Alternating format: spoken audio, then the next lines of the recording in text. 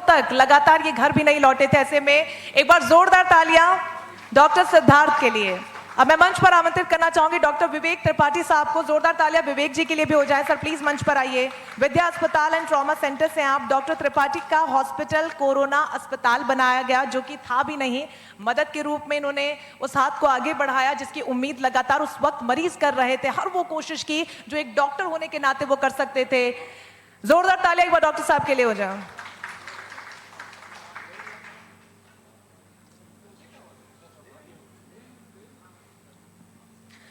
Doctor Shailesh Tripathi ji, जोरदार तालियां एक बार सर के लिए हो जाए। सर प्लीज मंच पर आइए। कोरोना का दौर हमारे कोरोना योद्धाओं के लिए काफी चैलेंजिंग था, ये हम किसी से भी नहीं छिपा। ऐसे में इस जंग को जीतने के लिए पूरी शिद्दत के साथ डॉक्टर शैलेश ने भी काम किया। विल्सन मेडिसिटी की तरफ से इन्होंने हर वो सुविधा मुहैया करवाई जिसकी दरकार थी। हालांकि असुविधाओं का दौर भी हमने देखा, लेकिन कोशिश पूरी इन्होंने की कि मरीजों को वक्त रहते सुविधा मुहैया करवाई जा सके। जोरदार तालियां एक बार डॉक्टर त्रिपाठी के लिए। समाज सेवी हंसराज जी भी हमारे बीच में हैं। जोरदार तालियां एक बार हंसराज जी के लिए हो जाए। सर प्लीज मंच पर आइए। कोरोना के दौरान चाहे पहली लहर रही हो या फिर दूसरी लहर रही हो, डॉक्टर्स के साथ साथ समाज सेवियों ने व्यक्तिगत तौर पर अपने संस्थाओं के साथ मिलकर काम किया है। लोगों को राशन बांटने का काम हो, उनको दवाइयां देने का काम हो या फिर उनको शेल्टर देने का काम हो, दिन रात यहाँ पर इन्होंने काम किया है। लोग घरों में लॉक थे लेकिन ये बाहर निकल रहे थे। एक बार जोरदार तालियां हंसराज जी के लिए। डॉक्टर सुभाष चंद्र भी हमारे बीच में। एक बार जोरदार तालियां डॉक्टर सुभाष जी के लिए हो जाए। सर प्लीज मंच पर आइए। सिविल एक्स डायरेक्टर हैं।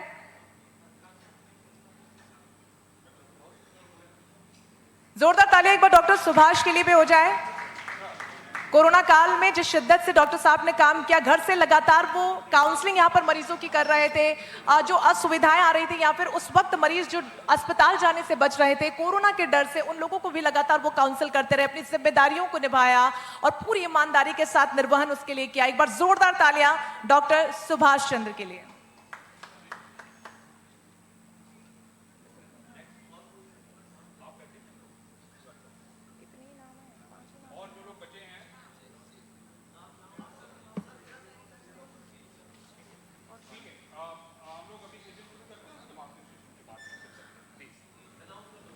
बहुत शुक्रिया आप दोनों का और आप तमाम लोगों का भी।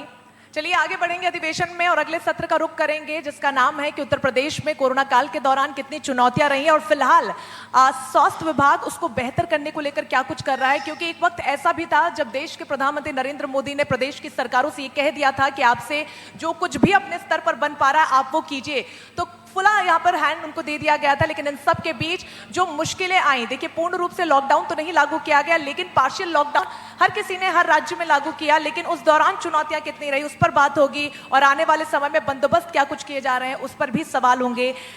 हमारे संपादक अरविंद चतुर्वेदी जी सत्र का संचालन करेंगे। Sir over to you.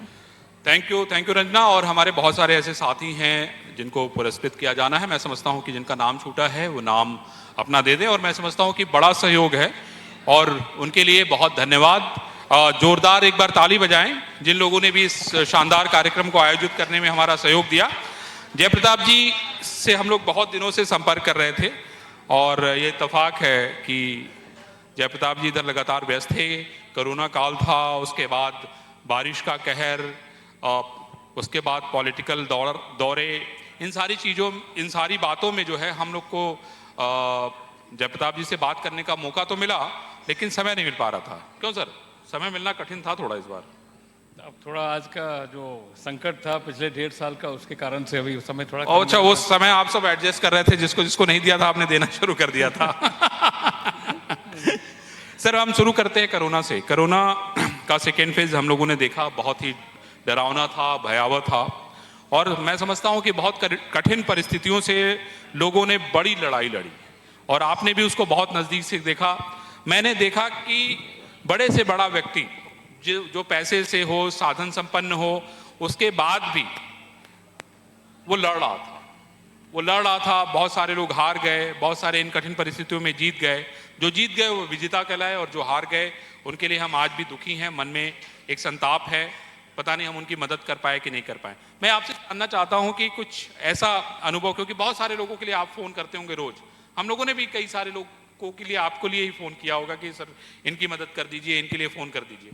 मैं आपसे समझना चाहता हूँ कि फिलहाल उत्तर प्रदेश में कोरोना की क्या स्थिति है और वैक्सीनेशन की क्या स्थिति है, और अभी आपको क्या लगता है कि तीसरी लहर की जो बात हो रही है, जिसमें बच्चों की बात हो रही है, बुजुर्गों की बात हो रही है, उसकी क्या स्थिति है? आज की स्थिति तो पहले से काफ़ी नियंत्रण में भी हो गया है। जी और अब कोई, जहाँ तक मेरे समझ से बात है या हमारे स्वास्थ्य विभाग के समझ से है, कि उत्तर प्रदेश में अब कोई कोरोना से डरने की आवश्यकता नहीं है। और दूसरी बात यह है कि इस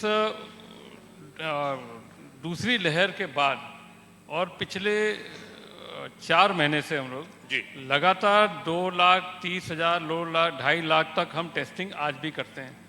और वो फोकस टेस्टिंग जो बराबर हम हर जनपद में, गांव में, बाज़ारों में, भीड़ भाड़ इलाका में एट रैंडम हम कहीं भी करते हैं। इसलिए हमको थोड़ा सा भी कहीं शक होता है तो उसको हम कंट्रोल करते हैं। बस स्टेशन पर, रेलवे स्टेशन पर, हवाई अड्डे पर, बाहर से जो लोग आते हैं उनका तो हमको मॉनिटरिंग 100% करना पड़ता है।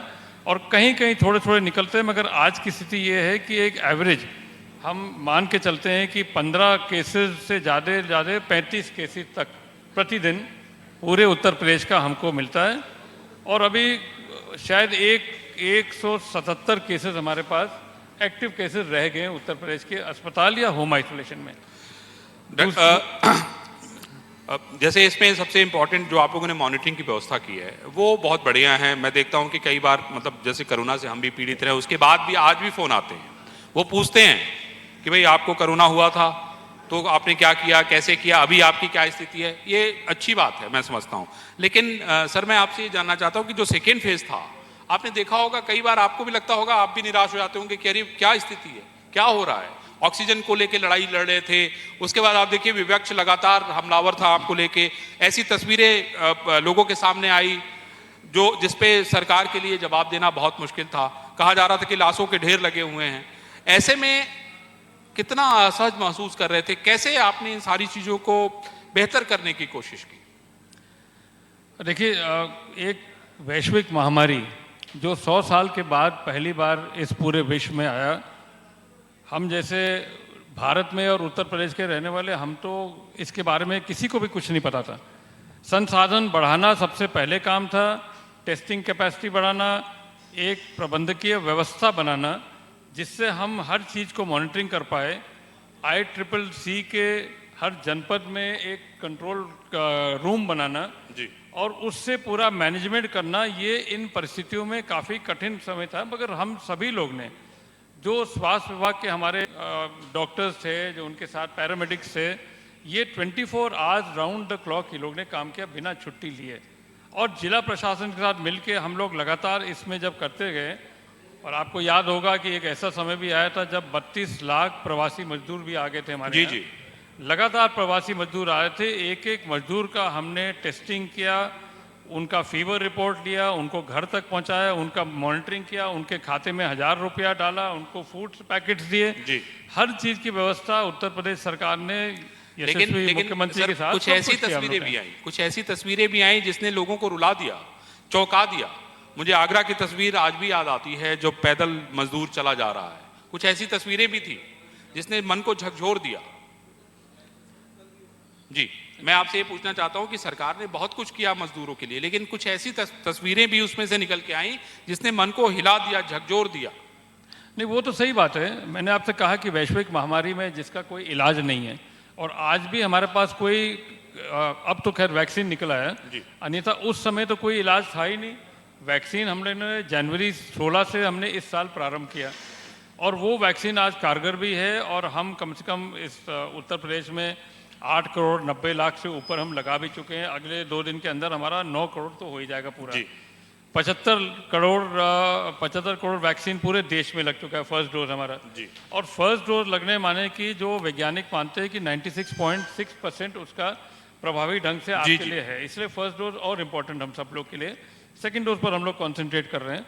तो इस तरह करके जो बहुत सारे तस्वीर आए थे, जो 2021 के सेकेंड वेव में जो वायरस म्यूटेंट होके एक दूसरे रूप में आया, जिसके लिए ऑक्सीजन की बहुत बड़ी कमी हुई थी, अब पूरे देश में ऑक्सीजन की कमी हुई थी, तो उसमें किस तरह से प्रधानमंत्री के द्वारा ऑक्सीजन का पूरा प्रबंधन करना, जितने भी मैन्युफैक्चरिंग यूनिट थे उनका पूरा कंट्रोल लेके उसका वितरण करना, अलॉटमेंट करना, आवंटन करना, जामनगर से, बोकारो से, कहाँ कहाँ दूर दूर से हम लोग ट्रेन को, हमारे जितने भी मेडिकल कॉलेजेस, जिला अस्पताल, सबको हमने पूरा प्रोवाइड किया ताकि ऑक्सीजन की कमी ना पूरा हो जाए। सर मुझे ये बताइए अभी क्या स्थिति है आपके ऑक्सीजन की पूरे प्रदेश में? कितने प्लांट्स आप लोगों ने लगा दिए हैं, कितने प्लांट्स पे काम चल रहा है, और अगर भविष्य में इस तरह का कोई खतरा हमें नजर आता है तो हम कितना संतुष्ट रहें, कितना अपने आप को आश्वस्त समझे कि नहीं, अब ऑक्सीजन के लिए उत्तर प्रदेश के लोगों को चिंता करने की आवश्यकता नहीं?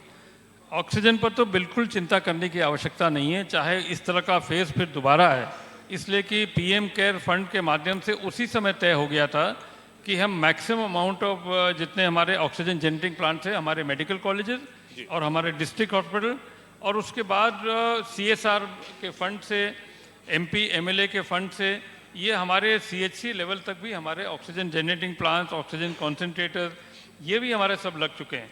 पीएम केयर फंड से 5 रोज के अंदर हमारा 356 आज तक का फिगर है जो ऑक्सीजन जेनरिक प्लांट हमारा इंस्टॉल होके चालू हो गया है। बाकी कुछ हमारे रास्ते में है, कुछ निर्माण, कुछ उनके इंस्टॉलेशन में है। ये हमारे अगले 2 महीने 3 महीने के अंदर सारा के सारा हमारा कंप्लीट हो जाएगा, इसलिए अब ऑक्सीजन पर कोई प्रॉब्लम नहीं आएगा। मतलब ये आश्वस्त हम लोग उत्तर प्रदेश को करते हैं इंडिया न्यूज की तरफ से कि अब ऑक्सीजन से आपको चिंता करने की जरूरत नहीं है। हाँ बिल्कुल चिंता करने मतलब आप परेशान मत होइए, प्राइवेट हॉस्पिटल वाले भी अगर मरीज को भर्ती करेंगे तो उनके पास ऑक्सीजन पर्याप्त उनको मिलेगी। हाँ। क्योंकि हमने देखा कि किस तरीके से प्राइवेट हॉस्पिटल के लोग जो है एक पर्चा जारी कर देते थे, एक चिट जारी कर देते थे, एक नोटिस जारी कर देते थे कि भाई 1 घंटे में ऑक्सीजन खत्म होने वाला है, आप अपने मरीज को शिफ्ट करिए। न जाने कितने लोगों को मैंने देखा। नहीं, उस समय एक संकट था, उस समय संकट था तो हम इतना कर सकते थे कि हमारे मेडिकल कॉलेजेस, हमारे गवर्नमेंट हॉस्पिटल्स और हमारे प्राइवेट मेडिकल कॉलेजेस जो कोविड से जुड़े हुए थे उन सब को सप्लाई करना हमारा पहला लक्ष्य था, और उसको हमने सप्लाई किया ताकि जितने भी पेशेंट्स हमारे थे वो किसी तरह वहाँ पर सर्वाइव कर जाएं। प्राइवेट हॉस्पिटल, छोटे छोटे हॉस्पिटल उतना मेंटेन नहीं कर पा रहे थे, तो उनके सारे पेशेंट हम वहाँ पर ले रहे थे। और हमको ये भी देखना था कि बहुत सारे प्राइवेट घरों से लोग फ़ोन करते थे कि साहब हमको एक सिलेंडर चाहिए था। वो सिलेंडर का भी मैनेजमेंट हम लोगों ने किया, एक व्यवस्था बना के मैनेजमेंट किया कि जहाँ जहाँ आवश्यकता था वो सिलेंडर भी पहुँचाना हमने घरों पर कर दिया था। और उसके बाद इस तरह से हमने उसको पूरा इस पूरे जो महामारी था इसको हमने किसी तरह इसका व्यवस्था करके हम आगे फिर बढ़े फिर उसमें। सर मैं आपसे ये पूछना चाहता हूँ कि इस कोरोना काल में सरकारी और प्राइवेट दोनों लोगों ने मिलकर बहुत अच्छा काम किया, लेकिन बहुत सारे ऐसे भी हॉस्पिटल थे जिन्होंने जम के वसूली की और आप लोगों ने उस पर जांच भी बिठाई और उसकी जांच रिपोर्ट भी आई, सरकार उसकी समीक्षा भी कर रही है और सरकार बार बार ये कहती रही कि नहीं हम लोग ऐसे लोगों को चिन्हित करेंगे, ऐसे लोगों को कार्रवाई करेंगे। और इंडिया न्यूज़ भी कहता है कि अगर ऐसे लोग हैं तो उनको चिन्हित किया जाए और उनके खिलाफ कार्रवाई किया जाए, लेकिन ऐसे लोगों को पुरस्कृत भी किया जाए जिन्होंने शानदार काम किया है। मैं सर आपसे ये जानना चाहता हूं कि क्या कोई एज ए स्वास्थ्य मंत्री होने के नाते आपके पास कोई ऐसी लिस्ट है कि पूरे प्रदेश में कितने ऐसे लोग चिन्हित किए गए हैं जिन्होंने इस तरह का काम किया, भविष्य में इस तरह का काम न कर पाए उसके लिए आप लोगों ने क्या व्यवस्था बनाई है, और कितने ऐसे लोग हैं जिनको दंड दिया गया है? इस तरह के कंप्लेंट्स हमारे पास बहुत आए थे, कोविड के समय आए थे, कोविड के समाप्ति के समय आ रहे थे, और जब ये कंप्लेंट्स आने लगे तो हम लोग ने अपना व्यवस्था बना के हर जनपद के स्तर पर जिलाधिकारी के माध्यम से और सीएमओ के माध्यम से इन हॉस्पिटल पर कंप्लेंट के आधार पर हम लोग तत्काल उन पर अंकुश लगाने के, उनके ऊपर कार्रवाई किया, उनको पेनल्टी किया, कई जगह हम लोग ने सील भी किया। और एक रेगुलेशन हमने बनाया कि उसमें कम से कम आप जब इस तरह के केसेस को ले रहे हैं तो आप इससे ज़्यादा आप चार्ज नहीं कर सकते हैं, जिसमें हर सकत है। हमारा आयुष्मान भारत से जोड़ा गया था, आयुष्मान भारत के रेट्स हमने तय किए थे। प्राइवेट हॉस्पिटल को बोल दिया था कि अगर आप आईसीयू में रखेंगे तो इतने रेट होगा, आप एक सिंगल रूम में रखेंगे तो इतना रेट होगा, उसमें मेडिसिन इतना लगेगा, पूरा हम लोगों ने एक तय कर दिया था और सभी हॉस्पिटल को भेजा गया था इस रेट से आप ज़्यादा नहीं लेंगे। जो लोग ने इस रेट से ज़्यादा लिया उनके खिलाफ हम लोग ने कार्रवाई किया। और इसी तरह आपको याद भी होगा कि एम्बुलेंसेज के भी बड़े दुरुपयोग हुआ था, बहुत सारे तो दुरुपयोग, उसको भी हम लोग ने कंट्रोल करके उसको भी हमने निर्धारित कर दिया कि इतने शुल्क के ज़्यादा इतना किलोमीटर पर आप इससे ज़्यादा नहीं ले सकते हैं। तो ये समस्या आई क्योंकि एक महामारी में देखिए सबसे बड़ी समस्या ये होती है कि महामारी को बहुत सारे लोगों ने अवसर में बदल दिया। आपदा में अवसर निकालते हैं लोग। इतनी जी। बड़ी महामारी में भी अवसर निकालने लगे लोग पैसा बनाने के लिए। ये हमारे समाज की ही एक बड़ी कमी की। मैं समझता हूँ ये कलंक है और इसकी पहचान की जरूरत है। और मैं कहूंगा ऐसे लोगों की लिस्ट हो तो आप दें, लोगों को पता तो जिनको हम भगवान मानते हैं वो क्या कर रहे हैं। लेकिन मैं ये भी कहूंगा कि जिन लोगों ने अच्छा काम किया उनका सम्मान भी होना चाहिए। मैं ये भी कहना चाहता हूँ। मेरा सर आपसे ये पूछना है कि दवाइयों को लेकर, दवाइयां भी सरकार ने वितरित कराया। हमने देखा कि कुछ लिमिटेड दवाइयां थी, 3-4 ही दवाइयां होती थी, वही दवाइयां थी। ये जो तीसरी लहर की चर्चा हो रही है, बार बार ये कहा जा रहा है कि नहीं बच्चों पे बड़ा खतरा है। आपकी बहुत सारी मीटिंग्स हुई होंगी, उत्तर प्रदेश के लेवल पे हुई होंगी, भारत सरकार के लेवल पे होंगी। मुझे सर ये बताइए कि अभी क्या स्थिति है, उत्तर प्रदेश की जनता कितना आश्वस्त रहे कि तीसरी लहर जैसी कोई बात नहीं है। क्योंकि अभी मैं मुख्यमंत्री जी का बयान सुन रहा था, उन्होंने कहा हमने कोरोना को पकड़ के बोतल में बंद कर दिया। तो तीसरी लहर की खतरा, मतलब हर कुछ ठीक है। देखिए, तीसरी लहर जिस तरह से वैज्ञानिक ने कहा था या विशेषज्ञ ने कहा था, वो आपका वर्तमान समय का जो 2021 में जो वायरस आया था उसको म्यूटेट करके जो हम लोग देखा, वो कई प्रदेशों में आज देखिए महाराष्ट्र जी चल रहा है कि मिसमैनेजमेंट हुआ था। जैसे हमारे यहाँ उत्तर प्रदेश में बहुत त्योहारों पर बहुत सख्ती कर दिया था माननीय मुख्यमंत्री जी, चाहे वो हिंदू हो चाहे मुस्लिम हो। नहीं, आरोप तो देखिए आप सब पे ज्यादा सख्ती कर दी, हिंदुओं पे कम कर दी। नहीं, ये नहीं, तो दोनों आप तरफ है। वो तो बहुत सारे बयान हैं। अगर आप देखें तो अभी गणेश चतुर्थी हो रहा है, इसमें भी उन्हें पूरी सख्ती की है। रोड पर नहीं लगा सकते आप, घर के अंदर लगा सकते हैं। ईद की बात कर रहा हूँ, ईद पे कहा कि भाई आपने बंद कर दिया, बाकी दूसरे त्योहारों पे आपने उसको छोड़ दिया। सब बराबरी में।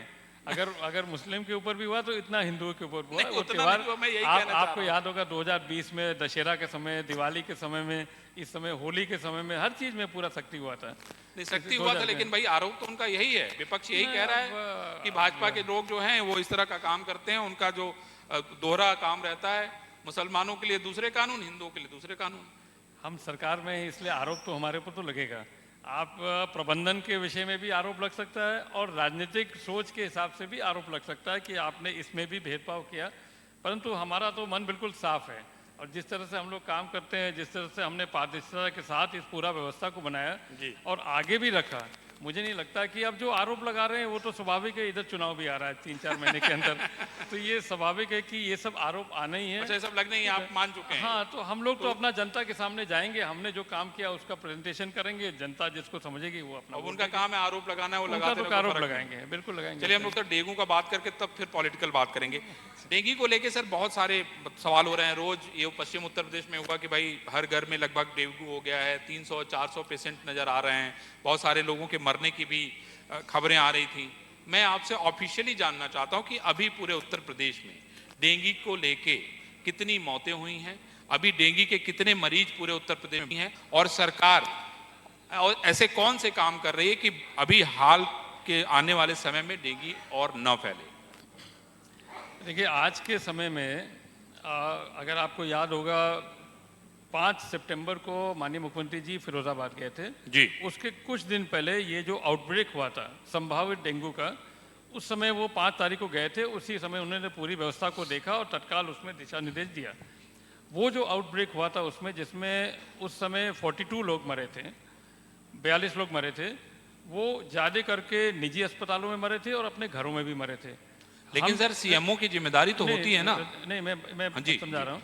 और जैसे माननीय मुख्यमंत्री बोले थे, तो हमारा जो भी कार्रवाई हुई थी इसमें हमने ये भी अध्ययन किया था कि जो कमियां हमारे विभाग की तरफ से हुई थी, जो कमियां नगर निगम की तरफ से हुई, दोनों तरफ कार्रवाई होनी जरूरत थी। उस कार्रवाई को तो हमने पूरा किया, मगर क्योंकि हम सैंपल नहीं ले पाए, हम इस बात को स्वीकार करते कि हाँ डेंगू का ही प्रकोप हो रहा होगा। उस समय 55 लोग मरे थे जब हमने टोटल किया। फिरोजाबाद का मैं कह रहा हूँ, फिरोजाबाद का। और उसमें मैं आपको इतना भी बता सकता हूँ कि 0 से 6 साल के लोग 7 लोग मरे थे। उसमें 7 से 12 लोग के लोग 17 लोग मरे थे। 7 से 12 लोग में 17 लोग मरे थे और 15 से 18 लोग में 14 लोग मरे थे और 18 से प्लस में 7 लोग मरे थे। कुल मिला के हमारा 55 का आंकड़ा उस समय हुआ था जी। उसके बाद हमने जो कार्रवाई की थी अपने स्वास्थ्य विभाग में, नगर विभाग ने अपना किया, प्रबंधन का सिस्टम चला, घर घर सर्वे करना शुरू किया, घर में लावा है कि नहीं, ये सब हम लोगों ने किया, टीम्स बना के आगरा मेडिकल कॉलेज से टीम गए, केजीएम से, पीजीआई से टीम गए, हमारी आज भी टीम वहाँ पर बैठी हुई है। जी। और जो केसेस अभी भी निकल रहे हैं उसको भी हम लोग ध्यान दे रहे हैं। वो सब हमारे मेडिकल कॉलेज और डिस्ट्रिक्ट हॉस्पिटल में टीम हमारे भर्ती करीब 470 ऐसे पेशेंट्स हैं जो आज भी वहाँ पर हैं और अभी भी केसेस वहाँ निकल रहे हैं। आज के दिन भी, कल के दिन भी वहाँ 92 केसेस और निकले थे। उसका जो स्प्रेइंग और सफाई और कूड़ा का प्रबंधन ये सब साथ साथ में चल रहा है। तो एक्चुअली आपका वो 55 अगर आप लेते हैं, उसके बाद 3 मृत्यु और हुआ था अन्य जगह पर, सब मिला के 58 मृत्यु हमारे पास आज हैं, जिसको हम रिकॉर्ड ऑफिशियली जो है। और इसके बाद हमारा 2444 लोग डेंगू के पॉजिटिव केसेस पाए गए थे। उसमें अभी सबसे ज़्यादा फिरोज़ाबाद में, जैसे मैंने बताया, 470 केस अभी हॉस्पिटल में जिनका चल रहा है। आगे चल के उसको काफ़ी कंट्रोल कर लिया गया है। मथुरा में भी ये समस्या था, अब वो कंट्रोल में आ गया, मगर केसेस खाली फिरोज़ाबाद और कुछ जनपदों में निकल रहा है, बाकी जगह लगभग कंट्रोल में है। डॉक्टर साहब, मैं आपसे ये समझना चाहता हूँ कि इतने लोगों की मौत हो गई, सीएमओ ट्रांसफर कर दिए गए, उन लोगों के ऊपर कार्रवाई, लेकिन ये कोई बात थोड़े होती है, इतने बड़े पैमाने पर प्रवाही कैसे स्वीकार किया जाएगा? भाई, किसी की जिंदगी को आप वापस नहीं ला सकते जी। ये वहां पर तैनात की जिम्मेदारी है। क्यों नहीं उसने रिपोर्ट दी? क्यों नहीं उसने समय सरकार को सूचित किया कि नहीं, मुझे इस चीज की आवश्यकता है? और मैं समझता हूं कि इस पे तो बहुत गंभीर कार्रवाई होनी चाहिए। सिर्फ ट्रांसफर बात बनती नहीं है सर, मैं इसको स्वीकार करने के लिए तैयार नहीं, क्योंकि इतने लोगों के पता नहीं किसका लाल चला गया, किसकी माँ चली गई, किसकी बहन चली गई, किसकी बेटी चली गई। आप उससे पूछिए उसकी क्या स्थिति होगी, और ट्रांसफर से सर कैसे बात बनेगी? सर ऐसे लोगों को तो मैं समझता हूं कि एकदम सख्त कार्रवाई हो, जिससे कि नजीर बने, जिंदगी में भविष्य में अगर इस तरह का काम करे तो उनको ये याद रहे कि नहीं, हमसे बहुत बड़ी गलती हुई है ना। नहीं, बिल्कुल सही कह रहे हैं आप। जो कार्रवाई हमने किया है वो मात्र ट्रांसफर नहीं है जी, क्योंकि जब डॉक्टर्स के खिलाफ ट्रांसफर करता है उसका एक प्रक्रिया होता है, और जितना दंड उनको देना होगा उतना दंड उसको मिलेगा। उस सीएमओ को जो भी थे, शायद महिला सीएमओ थी, उनको दंड तो उतना मिलेगा, कोई हो सर। और उसके बाद जो नीचे हमारा अर्बन पीएचसी था, उस पर्टिकुलर आबादी के अंदर, जिसने इस बात को नहीं दी, आउटब्रेक चल रहा है, लोग अस्पताल में जा रहे हैं, बुखार से आ रहे हैं, उस पर उसके ऊपर भी वो पूरा स्टाफ लेके, वहाँ के एमओआईसी, वहाँ के नीचे के स्टाफ, सबके ऊपर कार्रवाई हो रही है। और वो सुनिश्चित तरह से उसमें उनको जितना बृहद दंड हम दे पाएंगे उतना हम देंगे, उनके खिलाफ कार्रवाई होगा। हम लोग अब सरकार, प्रदेश को हम क्या आश्वस्त करें सर डेंगू से? अभी आप क्या कहना चाहते हैं? आप पूरे प्रदेश में क्या संदेश देना चाहते हैं डेंगू और कोरोना दोनों को लेके? मैं चाहता हूँ कि कहें जिससे लोगों को इस विश्वास हो कि चिंता की बात नहीं है। पहली बात तो मैं बता दूं कि कोरोना से कोई चिंता करने की बात नहीं है। मैंने आपको पहले भी बताया, जिस तरह से हम 2-2.5 लाख का हम जो टेस्टिंग करते हैं उसके सापेक्ष हम वैक्सीनेशन करते हैं। आपने देखा था कि हमने उत्तर प्रदेश में रिकॉर्ड बनाया था। एक दिन में हमने पहले 22 लाख किया, फिर उसके बाद 24 लाख किया, और अभी इधर हमने 34 लाख किया, और 8 करोड़ 97 लाख का ऑलरेडी टारगेट हो गया। अबाउट लगभग 50% पॉपुलेशन हमारा फर्स्ट डोज पा चुका है। ये है, तो जितना वैक्सीनेशन आप करेंगे और जितना आप टेस्टिंग करेंगे उससे आपका ये कंट्रोल होते रहेगा। बाकी हमारा तैयारी कोरोना से संबंधित जो पीडियाट्रिक है, जो एक बार ये भी बात आई थी कि इतने छोटे बच्चों को होगा, ये भी हमारे पूरे कॉलेजेस, डिस्ट्रिक्ट हॉस्पिटल और सीएचसी लेवल तक भी ये पूरा हो चुका है। उधर से बहुत केसेस डायरिया के भी केसेस हैं जी। हमारे बीच में H1N1 इन्फ्लुएंजा ये भी है, डेंगू है, जापानीज एंसेफेलाइटिस है, एईएस है, काला आजार है, चिकनगुनिया है, मलेरिया है। ये सारी चीजें हमारे अलग अलग क्षेत्रों में हैं, अलग अलग हमारे जनपदों में, और इसमें बाढ़ ने आके और बाढ़ जो हमारा कम से कम कई जनपदों में, हाँ, उसमें भी हुआ। ड्यूटी कितने दिनों में बाढ़ में लगा गई, इस वजह से हम लोग आपसे नहीं मिल पाए जी। हमारे यहाँ मुख्यमंत्री जी अभी बाढ़ में घूम रहे हैं। हाँ, नहीं, वो तो हमारे यहाँ पानी हमेशा भर जाता है, वो तो हर 3 साल पर, और गांव हमारे डूब जाते हैं तो हम लोग साथ में रहते हैं। तो रहना ही पड़ेगा सर। हाँ, वो तो करते ही हम लोग, रहना ही पड़ेगा। मगर ये भी हम बता दें, जैसे हमने कोरोना में किया था, पंचायत चुनाव जब समाप्त हुए थे तो 5 मई से डोर टू डोर दवा देना शुरू कर दिया था और आइडेंटिफिकेशन करना शुरू कर दिया था कोरोना से संबंधित। उसी तरह हमारा इधर 7 तारीख सितंबर से हमने डोर टू डोर सर्वे करना शुरू किया, आशा और आंगनवाड़ी वर्कर के साथ। उनको दवाई का पैकेट भी दे रहे हैं, कौन से परिवार में किस तरह का बुखार है। अगर लगता है कि बुखार कोई दूसरे टाइप का तो उसको टेस्ट के लिए भेजते हैं, और उसी तरह का उसका उपचार करने के लिए हॉस्पिटल में उनको भर्ती करा रहे हैं। ये 7 तारीख से लगातार हम चला रहे हैं door to door, house to house survey, जिसका किस तरह का फीवर आता है ये पूरा रिकॉर्डेड करके हॉस्पिटल का और उनके माध्यम से ये बराबर हम कर रहे हैं अभी। डॉक्टर साहब, एक और मेरे मन में एक सलाह थी। आजकल देखिए हर दिन जांच करने के लिए डॉक्टर लिख देता है, इतने सारे जांच लिख देता है, आप जाइए उसको कराने, तो कहता है भैया 3500 5000। आप लोग इस बारे में क्यों नहीं सोचते कि जांच का जो वो है सर, उसको एक फिक्स कर देते कि भाई इस चीज़ की जांच का, जैसे आपने बहुत सारी चीज़ें फिक्स की हैं, तो जनता को थोड़ी सहूलियत हो। कुछ सोचना चाहिए इस बारे में, क्योंकि देखिए हर दिन जांच हो रही है सर, नहीं बीमारी के लिए अगर अलग अलग पैथोलॉजी की सर, आप देखिए उसके रेट में बहुत ज़्यादा वेरिएशन है भाई। जैसे हम ब्लड टेस्ट यहीं किसी एक प्राइवेट में करा रहे हैं, किसी दूसरे, उसमें बहुत वेरिएशन है। प्राइवेट का देखिए उसका तो टेस्टिंग का जो फीस होता है वो तो अलग होता है, उससे हमसे नहीं मतलब रहता है। मतलब नहीं, लेकिन आप सरकार हैं सर, मैं यही कहना चाहता हूँ कि नियंत्रित नहीं होगा तो जनता को इतनी परेशान तो सर जनता है ना सर, उस पर नियंत्रण नहीं होगा। आपको मेरे ख्याल से सारे एक जो वेरिएशन है उसको मंगाना चाहिए और ये जानना चाहिए कि भाई कितना भाई साधारण सा मेरा ब्लड टेस्ट है, कहीं हम 500 रुपया दे रहे हैं, कहीं 100 रुपया दे रहे हैं, तो सर फर्क पड़ता है सर। नहीं फर्क पड़ता है, मगर हमारे व्यवस्था के अंतर्गत जो हमारे जितने भी डिस्ट्रिक्ट हॉस्पिटल है या बड़े बड़े हॉस्पिटल मेडिकल कॉलेज में भी है, काफ़ी जगह पर हमारा तो लैब सबसे मॉडर्नाइज टाइप का लैब हमने बनाया है, जो पीपी भीड़ बहुत है ना सर। हाँ तो वो हमारा फ्री है ना नहीं वहाँ पर जो, लेकिन हाँ आपकी जनसंख्या भी सर 24 करोड़ है। अब 24 करोड़ है तो हमारा उसी हिसाब से हॉस्पिटल भी तो उतने हैं। हॉस्पिटल है नहीं, उतने हॉस्पिटल नहीं है ना सर। नहीं है तो हम तो करेंगे, देखिए 35% हमारा सरकारी हॉस्पिटल पर चलता है, 65% हमारा प्राइवेट हॉस्पिटल चलते हैं।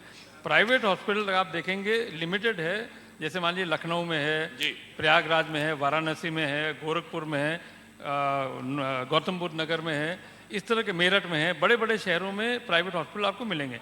छोटे जगह पर आपको अधिकांश जगह प्राइवेट हॉस्पिटल बहुत कम, छोटे छोटे नर्सिंग होम मिलेंगे, इसलिए वो हमारे ऊपर डिपेंड करता है। हमारा जो सर्विस होता है वो बिल्कुल फ्री होता है। और वो तो सर समझ गया, आप तो कह रहे हैं कि भाई बिल्कुल फ्री है, हम तो ये मान भी रहे हैं कि बहुत फ्री है, लेकिन सवाल ये है कि अब वहाँ पे जाए, पर्चा बनवाए, लाइन में लगाए, ये कोई आसान मसला नहीं हो। तो हम देख रहे हैं, अब किसी दिन कहेंगे तो हम आपको दिखाएंगे फिर। नहीं हम तो खुद देखे हैं, तो हम आपको दिखाएंगे कि क्या स्थिति है। लेकिन खैर मैं इतना जरूर कहना चाहता हूँ कि उसको सोचना चाहिए सरकार को, क्योंकि ये आम आदमी से जुड़ी प्रॉब्लम है। अब हम लोग राजनीति की बात करते हैं। मुख्यमंत्री जी को अखिलेश यादव ने कहा कि भाई इनको जो है अपना चुनाव चिन्ह तो बुलडोजर रख लेना चाहिए जी, बुलडोजर। वो कह रहे हैं कि भाई आप लोग हर दिन जो है किसी न किसी का घर गिरा दे रहे हैं, तो आप अपना चुनाव चिन्ह कमल से हटा के बुलडोजर कर दीजिए। अब देखिए, अब जैसे मैंने आपको कहा कि तरह तरह के बयान अब आने लग जाएंगे, क्योंकि चुनाव एकदम कोने पर लगभग आ गया है। अब अगर मान लीजिए मुख्तार अंसारी का घर गिराया जा रहा है, अतीक अहमद की संपत्ति गिराया जा रहा है, या कोई बड़े संगठित अपराधी का घर गिराया जा रहा है, तो भैया वो तो बुलडोजर जेसीबी से गिराया जाएगा। और क्योंकि उनके समर्थक है तो इसलिए उनको बुरा लग रहा है, तो कह रहे हैं बुलडोजर लगा दीजिए। तो भाई हमारा जहाँ भी आपने देखा होगा लखनऊ के अंदर बहुत सारे अवैध संपत्ति को सील भी किया गया, गिराया भी गया, चाहे जिसका भी हो, बिल्डर का हो चाहे जिसका भी हो, जहाँ पकड़ा गया वो गिराया जा रहा है। पूरे प्रदेश में काम जिससे आपकी दुश्मनी होगी उसका गिरा दे रहे हैं। अब मेरा ही बचा हुआ, अखिलेश यादव तो कहते हैं मेरा पीछे वाला बचा हुआ और वो भी गिरने वाला है। नजरिया अलग अलग है, सोच अलग अलग है, क्योंकि हमारे माननीय अखिलेश यादव जी के समय में जिस तरह से कब्जा कराया गया था उनके कार्यकर्ताओं के माध्यम से, और जितना अवैध संपत्ति खाली करा रहे हैं, वही हम लोग खाली किया। उसमें बहुत सारे लोग हैं, उनका आएगा तो उनका भी। आपके विधानसभा में भी ऐसे कब्जे हैं जी? आपके विधानसभा में भी इस तरह के कब्जे हैं? नहीं, हमारे यहाँ तो बहुत कम लोग हैं, हमारे यहाँ तो बहुत पिछड़ा जनपद है, वहाँ तो बहुत ज्यादा जनपद नहीं है। नहीं, वहाँ पे मतलब कब्जे की उम्मीद नहीं है। अगर लोगों को पता चलेगा तो चले जाएंगे कब्जा करने। कुछ था कब्जा, वो हम लोग ने हटवा दिया। वो आपने अपना बुलडोजर लगवाया और गिरवा दिया। बुलडोजर की जरूरत नहीं पड़ी, वैसे हम लोग वैसे गिरवा दिया।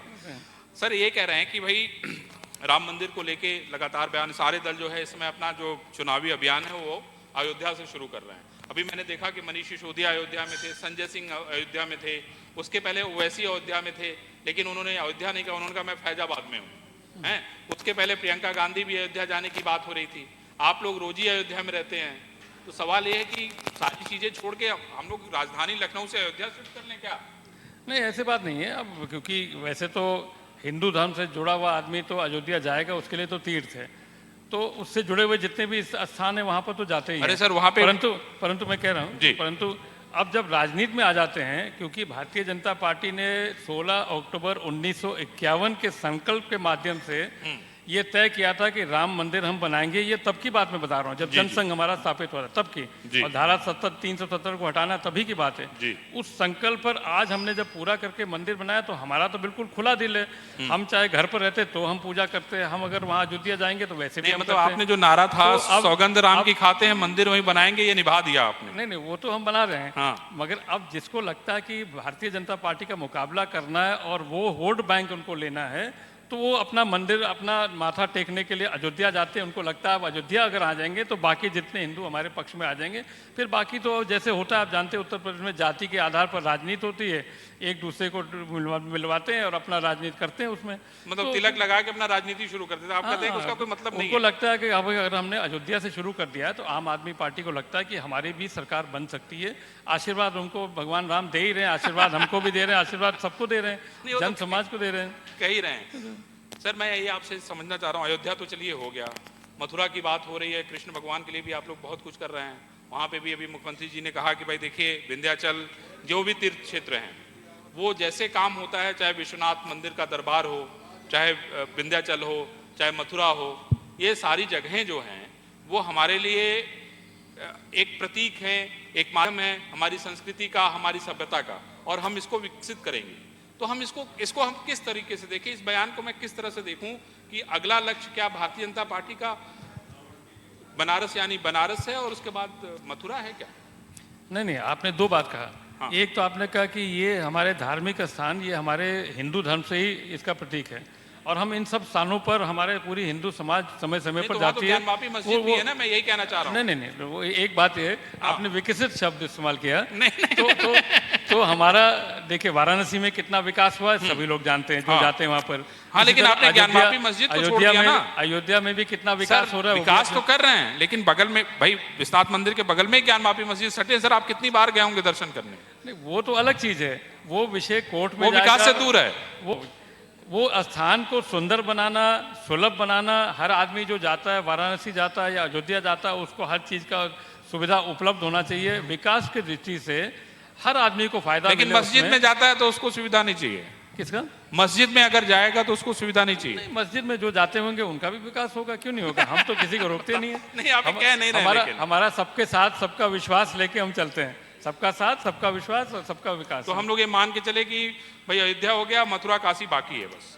देखिए मथुरा काशी अपने जगह पर है, जो उसका आगे का परिणाम अगर कोर्ट के माध्यम से कोई जाता है और उसका कोई वो आता है, निर्णय आता है, तो उसको बाद में देखेंगे। भाजपा के मन में क्या है? हमारा काम है कि उसको विकसित करना, हम विकसित करना। भाजपा के मन में क्या है? आप लोग के मन में तो कुछ होगा ना, उसके लिए सपना हमारे होगा, हमारे मन में जितने भी आबादी इस देश के अंदर है, समानता उनको बराबरी का विकास देने के लिए, इसलिए हमारा जो योजना होता है वो नीचे गाँव में एक परिवार के गैस से होता है, गैस उपलब्ध कराना होता है, बिजली उपलब्ध कराना होता है, शौचालय उपलब्ध कराना होता है, और उसको किसान सम्मान की योजना उपलब्ध कराते हैं, आयुष्मान भारत भी उपलब्ध कराते हैं, जितना भी पेंशन चाहिए वो भी देते हैं, मनरेगा का भी योजना देते हैं, हर प्रकार का लाभ उनको देते हैं। और इसलिए मैं इस बात को जोड़ रहा हूँ क्योंकि ये तो दूसरे लाइन पर मैं जा रहा हूँ। आप खुद देखेंगे, मैं गाँव में रहता हूँ, छोटे छोटे कस्बों में अब आपको दुकान मिलेंगे एसी का, फ्रिज का, वॉशिंग मशीन का, जो आपको शहर में मिलता है।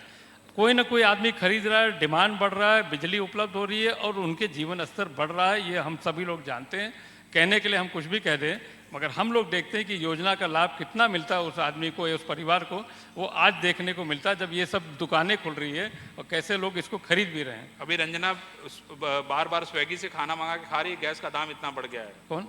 हमारी एंकर, बताओ भाई किसके बारे में? ये हमारी एंकर हैं, ये खाना बेचारी खुद बना रही है, कह रही है गैस का दाम इतना बढ़ गया। मंत्री जी से आप सवाल जरूर पूछिएगा। नहीं डेफिनेटली मंत्री जी से एक सवाल मैं जरूर लेना चाहूंगी, चूंकि जिक्र आप कर रहे थे सबका साथ, सबका विकास और सबका विश्वास। आपसे रिक्वेस्ट है कि एक विश्वास इस मंच से प्रदेश की जनता को इस वक्त आप दिलाएं, क्योंकि बधाई के पात्र है सबसे पहले आप और आपका महकमा, क्योंकि जिस तरीके से कोरोना काल में आप लोगों ने काम किया है। कॉन्ट्रैक्ट ट्रेसिंग जो सबसे ज्यादा खतरनाक मानी जा रही थी, ये वक्त ऐसा है, ये दौर ऐसा है जहां पर लखनऊ में एक भी मामला कोरोना का कॉन्ट्रैक्ट ट्रेसिंग से नहीं है। मैं चाहती हूं कि आप यहां से समझाएं इस वक्त आपको देख और सुन रहे दर्शकों को कि स्थिति क्या पूरी तरीके से सामान्य हो चुकी है, हम निश्चिंत हो जाएं, क्योंकि सबसे ज्यादा इस वक्त जनता परेशान है तो यहाँ से मेंटली सिक हो रहे हैं, फिजिकली से ज्यादा, क्योंकि डर लगातार जहन में बना हुआ है। तो उसको थोड़ा तुमने मतलब मंत्री जी को छोड़ दिया एकदम। मंत्री जी, मुझे लगता है हमारी एंकर ने छोड़ दिया आपको। आप कोरोना के नहीं बारे में नहीं, वो तो कोरोना का पूछ रही हैं, हमने तो गैस की बात देखी। हमसे तो कह सर मैंने खाना 2 दिन से नहीं बना रही। नहीं, अब आपने कोरोना के बारे में पूछा है तो कोरोना के बारे में मैंने अभी कहा भी है कि जो एवरेज प्रतिदिन का जो हमारे केसेस निकल रहे हैं वो लगभग 12 से 15 से लेके 35 तो निकल रहे हैं। और आपको कल का बता दूं, जस्ट फॉर माने एक उदाहरण स्वरूप कि बरेली में 11 केस निकले अचानक। वो मालूम पड़ा कि आर्मी का कोई परिवार किसी आर्मी हॉस्पिटल में आया था, बीमार हो गया, तो वो दूसरे प्रदेश से आया था और उसने बताने से मना किया। उसका वहाँ हम लोगों ने पूरा चेकअप किया, फिर उसके बाद उसने स्वीकार किया कि साहब हम बाहर से आए थे इस जगह से जहाँ पर ऑलरेडी कोरोना केसेस काफ़ी ज़्यादा थे, तब उसको हमने पकड़ा था। इस तरह से हम लोग के पास आइसोलेटेड केसेस आते रहते हैं और उसका प्रबंधन जैसे तुरंत हो जाता है। आप उसको कंटेन कर लीजिए, उसको पूरा 100% उसका कॉन्टैक्ट ट्रेसिंग कर दीजिए, उनकी टेस्टिंग करा दीजिए, वहीं कहीं रुक जाता है। तो हम जब इतना अलर्ट हैं और हमारा एवरेजिंग खाली 15 से और 20 तक या 25 तक आता है, तो हम मानते हैं कि हमारा धीरे धीरे करके ये कोरोना समाप्त हो जाएगा हमारे यहाँ। बिल्कुल हम अच्छी नियंत्रण बात में यह तो है कि हैं। कॉन्ट्रैक्ट तुम्हें चिंता नहीं है कोई? मामले नहीं आ रहे, तो मैं भी निश्चिंत हूँ, क्योंकि एक मीडिया कर्मी होने के तौर पर अक्सर हम लोग बाहर निकलते हैं, घर वाले भी चिंतित होते हैं, और इसीलिए ये सवाल मेरे जहन में था। इसीलिए आप स्वास्थ्य मंत्री से सवाल पूछ के निश्चिंत होना चाहती है कि मैं बाहर निकलूं कि ना निकलूं? नहीं, आप इसलिए निश्चिंत रहें, क्योंकि अब सामान्य जीवन में आप लोग सब जानते हैं कि 16 अगस्त से हमने स्कूलें खोलने शुरू कर दिए, उच्च शिक्षा और माध्यमिक शिक्षा। 1 सितंबर से हमने छोटे बच्चों का परिषदीय स्कूल भी खोल दिया और प्रोटोकॉल के साथ हमने लगभग सब कुछ कर दिया। और आज भी रात में 11 बजे से लेके 6 बजे तक हमारा एक व्यवस्था है जहाँ पर प्रोटोकॉल का माने जिसमें आप नहीं जा सकते। एक और बात बताऊं, बाकी हम सब टेस्टिंग वेस्टिंग वो हमारी जिम्मेदारी है, स्वास्थ्य विभाग की पूरी जिम्मेदारी है कि हम लगातार टेस्टिंग करके उसको भाई पुष्कर, तुम यार बहुत चिंतित थे पेट्रोल के दाम को लेके, हैं? सर इन्होंने मोटरसाइकिल चलाना छोड़ दिया। अच्छा, पेट्रोल का दाम लगातार कुछ बढ़ने महंगाई से राहत मिलेगी जी, महंगाई से राहत मिलेगी लोगों को। आप इन्होंने बताएं। मोटरसाइकिल बेच दी अपनी, ये मोटरसाइकिल बेच दी, अभी बस से आ जा रहा है। अब क्योंकि आप तो टेलीविजन पर है, नहीं तो मैंने बेच के मैं मोटरसाइकिल लिया अभी। तो ये आपका इस पर है कि महंगाई बढ़ रही है। महंगाई नहीं बढ़ रहा है, हाँ। मैं फिर बड़ी लाएगी। आज का मुद्दा क्योंकि मैं आया तो महंगाई का जो इंडेक्स आप जो कैलकुलेट करते हैं, आप कहते हैं सब्जियों का, खाद्यान्न का, वो अलग अलग समय में अलग अलग ऊपर नीचे होते रहते हैं। गाड़ियों का इतनी बिक्री हुई है, क्यों हो रही है, और आज भी लोग पेट्रोल पंप पर जाके पूरा भरते हैं, ये भी एक डेले मिलता है। एक आखिरी सवाल अपनी तरफ से मैं पूछ रहा हूँ, सियासत की बात कही, चुनाव आ रहे हैं, सुना ब्राह्मण नाराज है। वैसे हम पूछ रहे हैं कि क्या ब्राह्मण नाराज है? अब अगर आप ब्राह्मण भाई, हैं हम और आप अकेले नाराज हैं तो आप ही बताएंगे मुझे, मैं तो बता नहीं पाऊंगा। देखिए ये तो सिंह है, ये सिंह है, ये चौहान है। अच्छा, हमें तो इसलिए सिंह लोगों के लिए तो शायद की बात ध्यान से नहीं सुनी। जयप्रताप जी ने क्या कहा, हमने अपनी थी बेच दी और मैंने मोटरसाइकिल ले ली, और जी हैं तो इनको गाड़ी की आवश्यकता नहीं है, सरकारी गाड़ी से चलते हैं, इसलिए बात खत्म हो गई। ठीक है, तो ये मामला खत्म हो गया। सर अब हम लोग जो है समअप करने के तरफ हैं। सवाल। हाँ आशीष बताओ। सर मैं आशीष गुप्ता हूँ, बरेली से। आपने बरेली ये का नाम बरेली से लिया आए है। सर? हाँ जी, बरेली। हाँ आशीष बताओ। सर एक मेरा सवाल ये है कि जो कोविड के लिए सरकारी व्यवस्थाएं की जाती हैं, जो उसमें जो अस्थायी कर्मचारियों की नियुक्ति होती है, पहली लहर के बाद हुई, उसके बाद उनको हटा दिया गया। बरेली में 300 बेडेड हॉस्पिटल में भी ऐसे हुआ। दूसरी लहर में बहुत दिक्कत हुई, बाद में दोबारा वो लोग आए और किसी तरह से उसको मैनेज किया गया। अब जब सरकार को मालूम है कि किसी लहर आने वाली है, उसके बावजूद जो अस्थायी कर्मचारी है उनको हटा दिया गया है, तो इस तरह की जो मिसमैनेजमेंट होता है वो क्यों तुम होता क्या है? संविदा कर्मियों की बात कर रहे हो? जी। इनका सर कहना है कि जो आप लोगों ने लोगों को रखा था, दूसरी लहर जब बहुत बुरी तरीके से आई थी, बहुत सारे लोग हटा दिए गए हैं। तीसरी लहर का खतरा है। इनके मन में सवाल ये है कि क्या मतलब अब आप जब तलवार लेके मौत आ जाएगी तब उनको रखेंगे, या जो लोग हैं उनको कंटिन्यू करेंगे? एक तो व्यवस्था हम लोग ने ये बनाया था कि राष्ट्रीय स्वास्थ्य मिशन के माध्यम से जब हमको आवश्यकता पड़ती है तो हर जनपद में एक जिला स्वास्थ्य समिति बना हुआ है। उनके माध्यम से जैसे कोरोना के समय में एलटी, फार्मासिस्ट, एएनएम या जो भी हमको स्टाफ चाहिए था, स्टाफ नर्स है या जो भी चाहिए था, वो संविदा पर हम लोग रखते हैं और 3-3 महीने के टाइम पीरियड पर रखते हैं। और जैसे कोरोना का हमारा समाप्त हो जाता है उनको हम हटा देते हैं।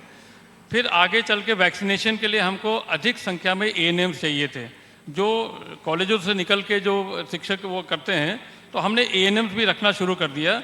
और हम परमानेंट का जो हमारा व्यवस्था है वो उसकी व्यवस्था अलग है, क्योंकि जब तक हमारा पूरा स्वास्थ्य सेवा में पद सृजन नहीं होता है, वित्तीय स्वीकृति नहीं मिलता है, तो वो धीरे धीरे चलता है। इन द मीन टाइम जो हमको आवश्यकता पड़ता है तो एनएचएम के माध्यम से हम संविदा पर रखते हैं। कुछ 6 महीने के लिए रखते हैं, कुछ 3 महीने के लिए रखते हैं, और जब हमारा वो काम पूरा जाता है तो उनको हम छोड़ देते हैं। आगे चल के हमारा लोक सेवा आयोग में भी निकलते हैं, पद निकलते हैं, अधीनस्थ सेवा आयोग में भी निकलते हैं, एएनएम का निकलता है, आपके स्टाफ नर्स का निकलता है, उसमें उन लोग को वरीयता मिलके उनको मिल जाता है, तो फिर उसमें आ जाते हैं, रेगुलर में आ जाते हैं। जयप्रताप जी, हम लोग इस बार क्या करें? आप लोग एक बार फिर से नारा दे रहे हैं कि अब की बार 350 पार। जी, आप लोग नारा फिर से दे रहे हैं कि अब की बार 350 पार। अखिलेश यादव ने नारा दिया अब की बार हम 400 पार। अब सुनने में तो आ रहा है कि अखिलेश जी ने 400, एक हमारे साथी हैं जो प्रदेश कांग्रेस के अध्यक्ष हैं, हाँ। लल्लू जी, उन्होंने कहा अब की बार हम 403 नहीं, जो है उन्होंने सारी पार। शायद उन्होंने बोला था 300 या 350 लेके हम आ रहे हैं। तो मुझे नहीं लगता, गिनती के हिसाब से भारतीय जनता पार्टी कहाँ खड़ी रहेगी जब दोनों दल ने कह ही दिया सारे सीट वो ले रहे हैं।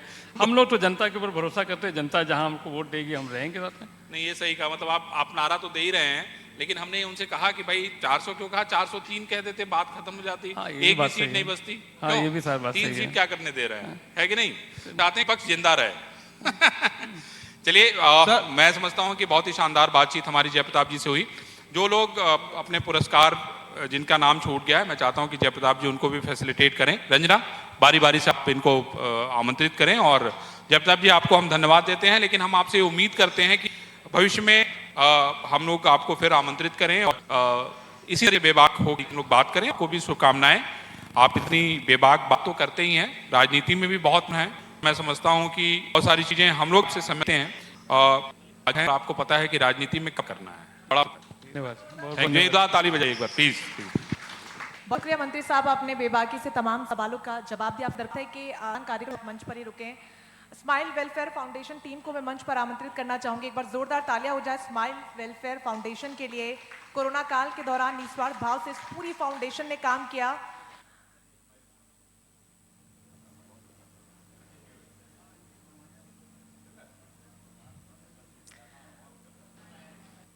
डॉक्टर विनय सिंह को मैं मंच पर आमंत्रित करना चाहूंगी। डायरेक्टर हैं Devina hospital and research centre के। जोरदार तालियां एक बार डॉक्टर विनय सिंह के लिए।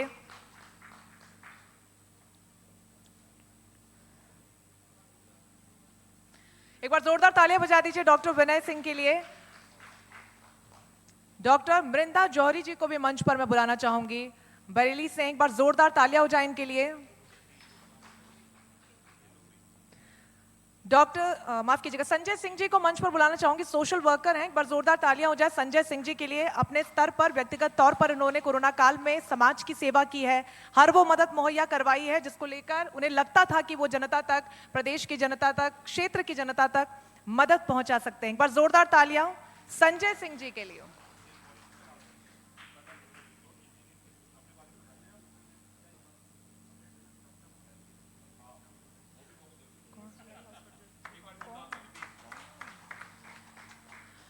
आदर्श व्यापार मंडल की तरफ से अध्यक्ष संजय गुप्ता जी को मैं बुलाना चाहूंगी मंच पर। उनके साथ उनकी पूरी टीम, रीमा अग्रवाल जी को बुलाना चाहूंगी, अमित अग्रवाल जी, मनीष कुमार जैन जी। जोरदार तालियां हो जाए पूरी टीम के लिए।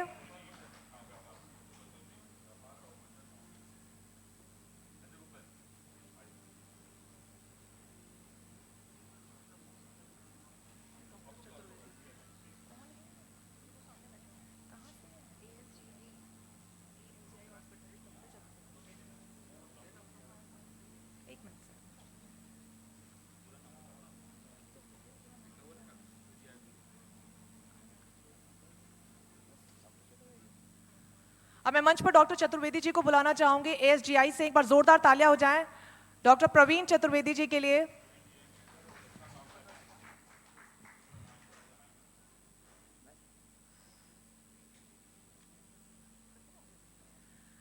आपका भी बहुत शुक्रिया मंत्री जी, आपका भी सर बहुत शुक्रिया, अपना समय आपने दिया। एक बार जोरदार तालियां हो जाए जय प्रताप सिंह जी के लिए। माफ कीजिएगा, डॉक्टर मोहित अग्रवाल जी को भी मंच पर बुलाना चाहूंगी, एक्सीलेंस एंड पैथोलॉजी की तरफ से डायरेक्टर है फोकस पैथ लैब्स के। जोरदार तालियां एक बार डॉक्टर मोहित अग्रवाल के लिए हो जाए।